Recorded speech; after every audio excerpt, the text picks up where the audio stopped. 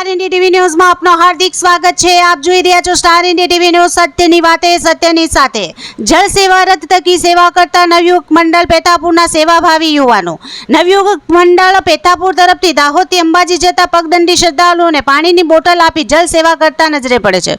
આ અંબેના પાવનધરા અંબાજી જતા શ્રદ્ધાળુઓને પીવાના પાણી માટે નવયુવક મંડળ પેથાપુર તરફથી જળ સેવા રથ થકી પગપાળા જતા શ્રદ્ધાળુઓને પાણીની બોટલ આપી અનોખી સેવા કરતા જોવા મળી રહ્યા છે।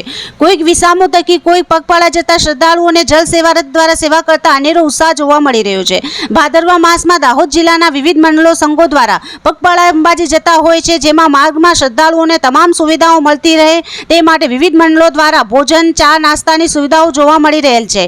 પગદંડી જતા શ્રદ્ધાળુઓને કોઈ મુશ્કેલી ના પડે તે રીતે જળ સેવા રથ થકી દાહોદથી અંબાજી માર્ગમાં શ્રદ્ધાળુઓને અનોખી રીતે રસ્તામાં સેવા કરતા નવયુવક મંડળ પેથાપુર યુવાનો નજરે જોઈ શકાય છે। માં અંબાના ધામ જતા પદયાત્રીઓને ઉત્સાહમાં વધારો કરતા બોલ માડી અંબે જય જય અંબેના નાદ સાથે જલ રથ દ્વારા સેવા કરતા નજરે પડે છે। Star India TV news Jhalod reporter Pankajbhai Pandit, જિલ્લા દાહોદ।